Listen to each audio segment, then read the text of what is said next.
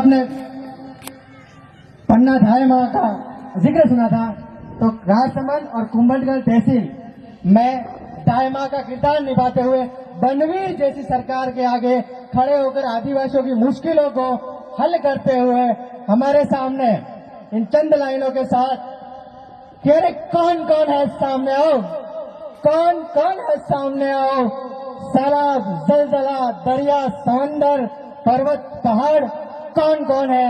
अब मंच पर डॉक्टर राम मीणा पधार रहे हैं, तो सुनने के लिए तैयार कौन कौन है।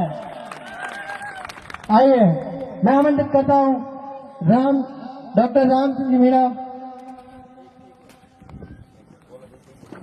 सूरज के बिना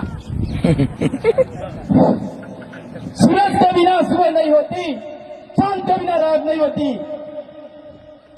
आपके बिना समाज की शुरुआत कुंभलगढ़ में नहीं होती।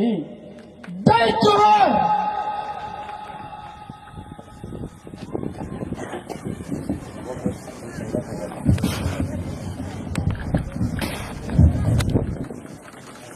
सबसे पहले आज विश्व आदिवासी दिवस के मौके पर मैं, क्योंकि आखिरी बहुत देर हो चुकी है तो ज्यादा समय नहीं लूंगा, इसलिए बहुत ज्यादा लंबी भूमिका भी नहीं, सभी तमाम पुरखों को नमन करते हुए मैं अपनी बात को शुरू करूंगा।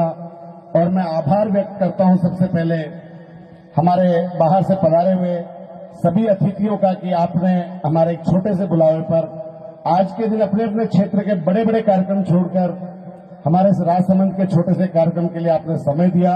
इसके लिए मैं पूरी राजसमंद टीम की ओर से व्यक्तिगत तौर पर तमाम अतिथियों का आभार व्यक्त करता हूं।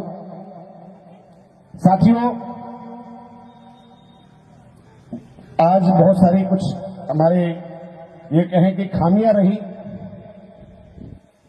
लेकिन फिर भी मैं आभार व्यक्त करता हूं विशेष तौर पे खमनोर ब्लॉक की टीम का और गांवगुड़ा झालोकी मदार के आसपास के स्थानीय तमाम साथियों का, जिन्होंने इस कार्यक्रम को आयोजन के लिए खमनोर ब्लॉक में पहली बार जिम्मेदारी के तौर पर उन्होंने ये कार्यक्रम लिया और इस कार्यक्रम का एक सफल आयोजन किया। इसके लिए उनको बधाई और आभार व्यक्त करता हूं। और आभार व्यक्त करता हूं कि आप जो अभी तक यहां इस पंडाल में मौजूद हैं, उन सभी का मैं आभार व्यक्त करता हूं कि जो इस समय जब पंडाल खाली हो चुका, लेकिन कुछ गणवीर और कुछ वीरांगनाएं अभी भी पंडाल में मौजूद हैं, मैं उनका व्यक्तिगत आभार व्यक्त करता हूं। और आभार व्यक्त करता हूं मैं प्रशासन का, विशेष तौर पर पुलिस प्रशासन के तमाम अधिकारी और पुलिसकर्मियों का, कि उन्होंने इस कार्यक्रम के आयोजन में अपना सहयोग प्रदान किया इसको सफल संचालन में। जब मैं सुबह मेला पूजन के लिए आया, उससे पहले हमारे पुलिस वाले भाई आगे थे। होता क्या है कि ये विभाग ऐसा है जिसकी मेरे साथ सबसे ज्यादा टकराहट होती है। तो क्या है, कभी कभी मन से जब धन्यवाद कहने का वक्त होता है तो कहना भी चाहिए, निष्पक्ष होना चाहिए। मेरे मन में आपके प्रति अभी जो आज आपका डेडिकेशन, उसके लिए आभार की भावना आई तो मैं आभार व्यक्त करता हूं। कभी कभी जब यलगार की भावना आती है तो मैं यलगार करने से भी पीछे नहीं रहता हूं। मैं खड़ा हूं, बोलने में खुल के बोलता हूं। मैं एहसानमंद होता हूं तो एहसान मंद होने का आभार व्यक्त करता हूं। मुझे आज आपके आखिर में बोलने का मौका दिया, मुझे लग नहीं रहा था आज, क्योंकि मैं संचालन में काफी कुछ समय, तो मुझे लगा कि, लेकिन फिर भी आपने मुझे आखिर में समय दिया। सही में अब मैं क्या, कुंभलगढ़ वाले साथी कुछ होंगे यहां मौजूद, ऐसी बात नहीं, लेकिन कुंभलगढ़ के अलावा और कितने साथी दूसरे ब्लॉक से यहां अभी उपस्थित हैं, एक बार कुंभलगढ़ के अलावा जो मौजूद है वो एक बार हाथ खड़ा करें। बहुत बहुत आभार। तो मतलब मेरा बोलना सफल होगा जैसे मुझे उम्मीद है। माननीय रमेश जी मेड़ा साहब, आपने जब अभी मंच पर जो बातें कही, उससे पहले बापूलाल जी और लालकृष्ण जी ने कही, गौर जी मेघवंशी को मैंने सुना, बहुत सारी बातें हुई। मैं थोड़ा सा समय आज आपका लूंगा, हो सकता है 10 से 15 मिनट लगे, लेकिन मुझे कुछ बातें करनी है आज। सबसे पहली बात, ये जो कुर्ते पे जो छपा हुआ है, ये कुर्ते पर जब मैं पहनता हूं तो आपको नजर आता है कि मैंने सामने लिखा है कुंभलगढ़ विधानसभा क्षेत्र को शेड्यूल एरिया में शामिल किया जाए। उसका एक बहुत बड़ा कारण है, क्योंकि मैंने पिछला विधानसभा चुनाव भारत आदिवासी पार्टी की ओर से कुंभलगढ़ विधानसभा क्षेत्र से लड़ा और महज 10,000 से कुछ कम वोट मुझे मिले, जो कि देखा जाए तो कोई बहुत बड़ी गिनती नहीं है।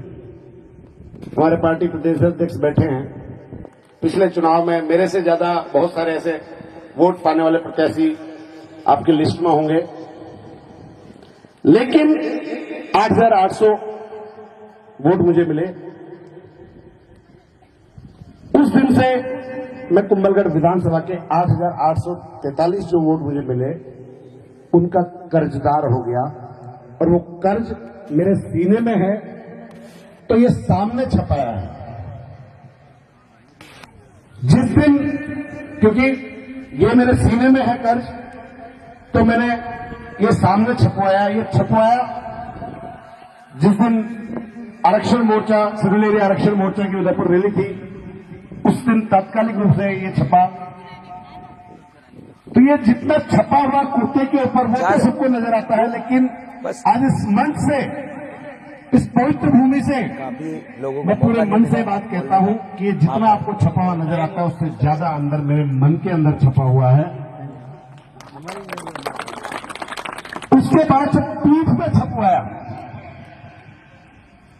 तो ऐसा नहीं मैं पीठ पे कुंभलगढ़ को छपवा सकता था, राजसमंद को आगे छपवा सकता था, लेकिन बतौर पार्टी के एक प्रतिनिधि, क्योंकि प्रत्याशी के तौर पर पार्टी संगठन में तो हमारे कई साथी हैं, लेकिन उस समय, उस दिन तक राजसमंद जिले से पार्टी के बतौर एक प्रत्याशी के प्रतिनिधि मैं एक अकेला आरक्षण मोर्चा की रैली में एक प्रतिनिधि था। और उस दिन मुझे लगा कि भारत आदिवासी पार्टी की ओर से अगर पूरे राजसमंद जिले के आदिवासी बहुल क्षेत्र को शेड्यूल एरिया में शामिल करवाने की जिम्मेदारी अगर किसी के कंधों पर है, तो शायद वो डॉक्टर राम मीणा को उठानी पड़ेगी। और उस दिन मैंने सोचकर ये पीठ पर तय किया और ये सोचकर मैंने छपवाया। और उस दिन से एक सपना मैंने, जिस तरह आप और हमने भील प्रदेश का सपना संजोया है, मैंने एक सपना संजोया है, चाहे मैं थक जाऊं, मेरी सांस की आखिरी सांस तक, मेरे खून के आखिरी कतरे तक, चाहे मुझे किसी भी लेवल की लड़ाई लड़नी पड़े, कितना भी बड़ा संघर्ष करना पड़े, लेकिन आज गांव-गुड़ा की इस पवित्र भूमि से मैं कहता हूं कि इस जीवन में कितना लंबा है मुझे खुद का पता नहीं, क्योंकि मैं हार्ट का पेशेंट ऑलरेडी हूं। हार्ट का पेशेंट हूं, 6 बार हार्ट अटैक आ चुका है, गारंटी नहीं है। तो मुझे उस स्तर पर प्रयास करने हैं कि मैं मेरी आंखों के सामने पूरे राजसमंद के आदिवासी बहुल क्षेत्र को शेड्यूल एरिया में शामिल जिस दिन हो जाएगा, उस दिन लगेगा कि मेरा संघर्ष वास्तव में पूरा हो गया है। मेरा संघर्ष केवल राजनीतिक संघर्ष नहीं है। अभी कुछ दिनों पहले हमारे जिला परिषद की एक सीट का उपचुनाव था। कुंभलगढ़ क्षेत्र में वो वार्ड आता है, वार्ड क्रमांक 1, उसका उपचुनाव था। उपचुनाव का परिणाम आया, हमारे क्षेत्र के विधायक माननीय सुरेंद्र सिंह जी का एक स्टेटमेंट आया। वो वीडियो बहुत वायरल हो रहा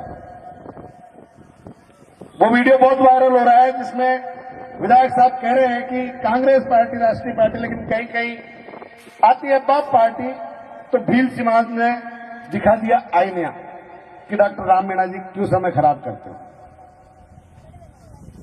वास्तविकता यह है कि इस उपचुनाव मात्र से विधायक साहब को आईना देखना पड़ गया कि 10 दिन विधायक साहब शायद अपने घर से कभी दूर नहीं रहे होंगे, लेकिन जिस दिन से फॉर्म भरा, जिस दिन परिणाम आया, तब तक विधायक साहब अपने घर नहीं जा पाए।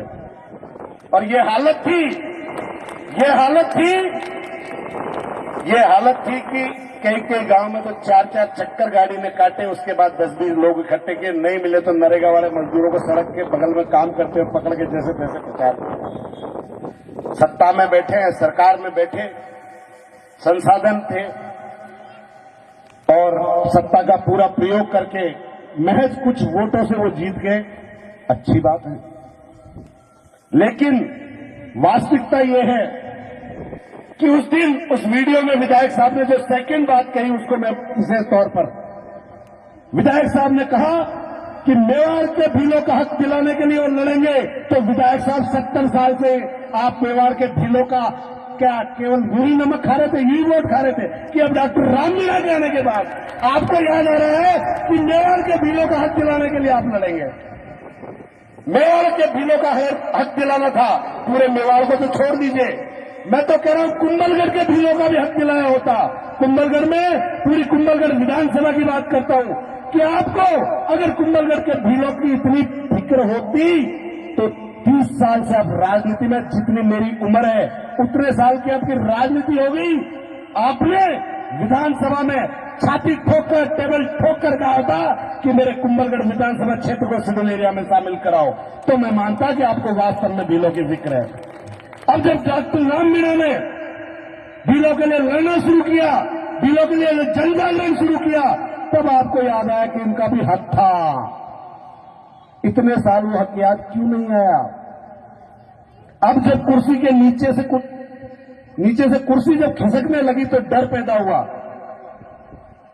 ये बात कुंभलगढ़ की है, लेकिन कुंभलगढ़ से तो डॉक्टर राम मीणा ने चुनाव लड़ा।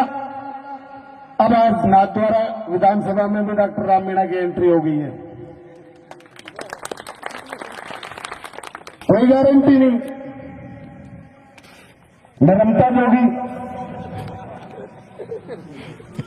मेरे तो भंवर गांव भी कुंभलगढ़ से फैलाना शुरू हुआ, अब यहां तक आ गया तो रायता तो फैलाऊंगा। तो अगला नंबर इधर वाले भी देख लीजिएगा। कुछ दिन पहले एक वीडियो आया पिछले चुनाव का, उसमें वर्तमान सांसद राजसमंद भील समाज के घर भोजन कर रहे थे। बहुत अच्छी बात है, मुझे अच्छा लगा देखकर। लेकिन एक छोटा सा मेरे मन में कसक है कि नाथद्वारा विधायक पूर्व राज परिवार से संबंध रखते हैं और वर्तमान सांसद पूर्व राज परिवार से संबंध रखते हैं। उस राज परिवार से संबंध रखते हैं जिस राज परिवार पे पूरे मेवाड़ के भीलों का कर्ज आज भी बाकी है। अगर हमारे पुर के राणा पूजा नहीं होते तो शायद आज महाराणा प्रताप को, पूरा विश्व महाराणा प्रताप को इस तरह नहीं जानता। राणा से महाराणा बनाने वाले पूरे खानदान में आप देखिए, महाराणा प्रताप से पहले राणा ही था। राणा से महाराणा अगर बने तब जब राणा पूजा उनके साथ थे, वो कर्ज तब से अब तक बाकी है। आपने उस समय राज परिवार के चिन्ह में भीलों का आधा स्थान दिया, बहुत बड़ा आभार। और फिर एक बार भीलों को मौका मिला आपके ऊपर एहसान करने का, आपके परिवार पर एहसान करने का, तो आपको नाथद्वारा से विधायक चुना और आपके परिवार से मेवा कंवर जी को राजसमंद का सांसद चुना। शायद ये भीलों की बदौलत ही आप नाथद्वारा विधायक और राजसमंद सांसद हैं, इस बात को मैं पूरे गर्व के साथ कह सकता हूं। तो अब हो सकता है पुराना कर्जा आप भूल गए हो, कोई बात नहीं। मेरा ये वीडियो माननीय सांसद साहब तक, माननीय सांसद जी तक और माननीय नाथद्वारा विधायक जी तक जाना चाहिए कि कोई बात नहीं, पुराना हिसाब किताब छोड़िए, लेकिन वर्तमान में इन भीलों ने कंधे से कंधा लगाकर आपको विधानसभा और संसद तक पहुंचाया है। अब आपका हक, आपकी जिम्मेदारी बनती है कि ये टाइगर रिजर्व के नाम पे जो फील्ड उजाड़ने की प्लानिंग है, आपने एक बार बोला है, माननीय सांसद जी ने एक बार बोला है और मैं आभार व्यक्त करता हूं उस बात का, लेकिन मुझे उम्मीद है कि आप अपने शब्दों पर कायम रहेंगे और टाइगर रिजर्व की वजह से बिलों के उजड़ने की जो स्थिति बनी है, आप इस टाइगर रिजर्व को की जो घोषणा इसको रद्द करवाने में आप संसद में संघर्ष करेंगे। डॉक्टर राम मीणा आपके समर्थन की घोषणा करता है, आप टाइगर रिजर्व रद्द करवाइए, तब मानूंगा मैं कि वास्तव में आपने बिलों की फिक्र की है। जिस दिन ये टाइगर रिजर्व आपने रद्द करवाया उस दिन मैं मानूंगा, वरना लगेगा कि पुराना तो कर्जा बाकी था उस खाते में और थोड़ा जुड़ गया। बाकी सारी बातें हैं, आप पधारे, भोजन करें, अच्छी बात है। कभी मौका मिले तो हमारे इन भिलों को भी रजवाड़े में भोजन कैसा होता है हम भी देखें कि थोड़ा सा कभी मौका मिले। रजवाड़े की रसोई हमने भी नहीं चखी, तो ये भी, क्योंकि भीलों के और दलितों के घर आके भोजन तो बहुत लोग करके गए, मैंने देखा बहुत, ये राजनीतिक स्टंट खूब देखे। किसी ने अपनी रसोई में ले जाकर भोजन भीलों को करवाया हो ऐसा, दलितों को करवाया हो ऐसा मैंने अभी तक एग्जाम्पल नहीं देखा। चलो, मेरे पास बहुत सारी बातें आती हैं, हमारे साथी बहुत सारी जमीन की समस्याओं को लेकर आते हैं, वन विभाग की, कि वन विभाग बेदखल कर रहा है। कई जगह खातेदारी जमीन है, बीच में वन विभाग है, दूसरी तरफ हमारे लोगों के घर बने हुए हैं। गाजरोला की, आमेर क्षेत्र में गाजरोला की यह समस्या मेरे सामने आई। यहां भी वन विभाग और जो चरागा के नाम पर या बिना नाम जमीनों से गांवगुड़ा, झालों की मजार, यहां के लोगों ने भी मुझे यह समस्या बताई। मेरे कुंभलगढ़ के क्षेत्र के हर गांव में यह समस्या है। कई जगह वन विभाग के नाम पर, कई जगह चरागा के नाम पर, कई जगह पिला नाम के नाम पर लोगों को बेदखल करने का, परेशान करने का प्रयास किया जाता है। मेरा एक छोटा सा सवाल है, बहुत वक्त तक पहले भी इस बात को दोहरा चुके, शायद प्रशासन को समझ में नहीं आया। मैं पूछना चाहता हूं कि आप अपने पोथी पाने निकालिए, कलेक्टर साहब तक भी बात जाए तो अच्छी बात है कि साहब पूरा रिकॉर्ड खंगालिए, 10 साल, 20 साल, 30 साल, 40 साल, 50 साल, कब ये चरागा दर्ज हुआ, कब ये बिलानाम दर्ज हुआ, कब ये वन विभाग दर्ज हुआ। 50 साल, 60 साल, 70 साल, 1945, 47, उससे पहले क्या था? तो आपका रिकॉर्ड, आप कहते हो जमीन सरकारी है। मैं पूछता हूं कि पहली बार चुनाव कब हुआ? पहली बार ये सरकार जो हर 5 साल में बदल जाती है, इसको कब चुना? उससे पहले ये जमीन किसकी थी? उससे पहले ये जमीन किसकी थी? आपने कागज में लिखा सरकारी, लिखने वाले आप, क्योंकि कागज आपने आपके हिसाब से बंद कमरे में बैठ के लिख दिया, आज भी लिखे जा रहे हैं। हमारे कुंभलगढ़ में तो यह हालत है कि 10 साल पहले वन विभाग की जमीन वहां, फिर पता नहीं अब वन विभाग की जमीन यहां, सीमाएं बदल रही हैं, जमीनों के नक्शे बदल गए। आपने कागज में कुछ भी लिख दिया। मैं सिर्फ ये पूछना चाहता हूं, जिस जगह आज मैं खड़ा हूं, आज से पहले मेरा बाप यहां था, उससे पहले उसका बाप यहां था, उससे पहले उसका बाप यहां था, पता नहीं कितने बाप मेरे इस जमीन पर खप गए, कितनी पीढ़ियां इस जमीन पर खप गई, और आप कहते हैं जमीन सरकारी है। जब कोई बात होती है ना, हमारे आदिवासियों का एक सिस्टम होता है, जब कोई हिसाब किताब होते हैं, हमारे नूत के भी हिसाब किताब लंबे चलते हैं, तो नूत के हिसाब से होते हैं ना, तो उसमें तेरे बाप ने कब क्या दिया वो भी निकलता है, और बाप के बाप का भी रिकॉर्ड निकलता है। तो मैं वही बात कि ये जमीन जिस पे मेरा बाप, उसका बाप और उसका बाप कितनी पीढ़ियों से रह रहे थे, आपने कब कागज में लिखा हमें नहीं पता, लेकिन आप एक चीज का कागज पे लिख के बता दो कि सरकार का बाप ये था जिससे जमीन सरकार को मिली। एक बार लिख दो सरकार का बाप कौन था। केवल कागज पर आपने लिख दी कि जमीन सरकारी हो गई तो हो गई सरकारी। मैं स्पष्ट तौर पे, खास तौर पे इस मामले में कई जगह दलाली करते हैं पुलिस वाले। दलाली कैसे करते हैं? किसी से साठगांठ कब्जा खाली करवाना है, वो जमीन बिकवाएगा दूसरे को, दलाली ऐसे होती है। मेरे पास कुछ मामले आए अभी पिछले दिनों, तो विशेष तौर पे जमीन के मामलों में जब ऐसे मामले हैं, सरकारी जमीन है, अभी एक कि चरागा जमीन है, चरागा भाई हुआ कब? जंगल में हमारी कितनी पीढ़ियां निकल गई, यह पूरा कुंभलगढ़ किला जो बना हुआ है वो भीलों की जमीन पर बना हुआ है, और आप कह रहे हो कि भीलों की यह जमीन नहीं है, ये तो सरकारी जमीन है। यहां थे कौन? इस क्षेत्र में किला क्यों बनाया? क्यों? क्योंकि उस समय की परिस्थितियों में जब चारों तरफ से राज परिवार घिरे तो ये सुरक्षित जगह जो भीलों के बीच में थी, ताकि चारों तरफ से सुरक्षा मिल सके, तब जाके यहां किला बनाया। और आज उसी जगह से भीलों को उजाड़ा जा रहा है, उसी जगह से भीलों को परेशान किया जा रहा है। और एक और बात आती है, ये विषय उठा, हमने हर बार उठाया, जब आप रमेश जी ने वो बिंदु छेड़ा भील और मीणा वाला विवाद, तो हमारे इस क्षेत्र के बहुत सारे नेता कहते हैं, उसमें कुछ नेता हमारे समाज, आदिवासी समाज के, जिनको आगे करके कहलवाया जाता है कि भीलों का आरक्षण मीणा खा गए, विशेष तौर पर इस क्षेत्र में। मैं इस बात का खुले तौर पर जिक्र करता हूं। दो बातों का मैं जिक्र करूंगा। अभी पिछले कुछ दिन पहले हमारे कुंभलगढ़ क्षेत्र में बैठक हुई थी। एक कोई समिति है, उस समिति के कुछ पदाधिकारियों ने बैठक की और उनका कहना था कि आरक्षण खा गए। फिर कहा पढ़ना चाहिए। मुझे बहुत अच्छी बात लगी, पहली बार उन्होंने ढंग से कहा पढ़ना चाहिए। लेकिन 10 दिन बाद ही उसी समिति का एक लेटर आया, 2-4 दिन पहले ही, वो कह रहे नहीं पढ़ना नहीं चाहिए, 11,000 की रसीद महादेव जी के नाम कटा के गौरी लेनी चाहिए। अब मुझे बताओ भाई, ये बच्चे छोटे छोटे जब छाड़ मांडर घर के पास में आराम से बजेगा 45-50 दिन तक, ये पढ़ेंगे?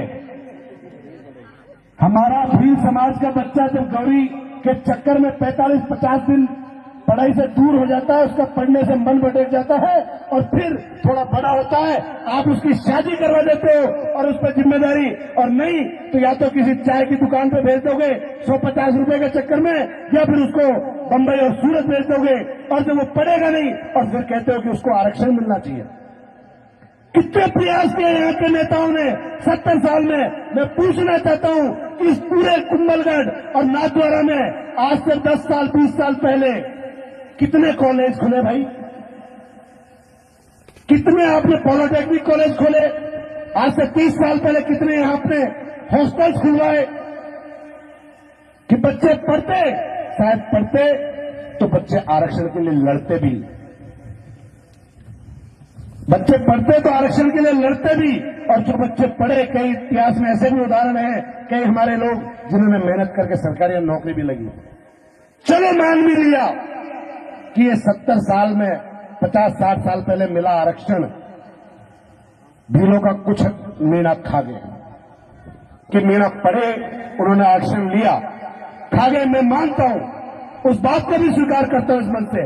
लेकिन मैं एक सवाल यहां उठाना चाहता हूं कि इस पूरे राजसमंद जिले में 700, 1000, 2000, 5000 साल पहले से जो भीलों की जमीन थी, वो किसी सरकार ने नहीं दी थी, 50-60 साल पहले नहीं आई थी। जो यहां हजारों सालों से भीलों की जमीन थी, पिछले 30-40 सालों में कौन खा गया? मुझे ये बता दो।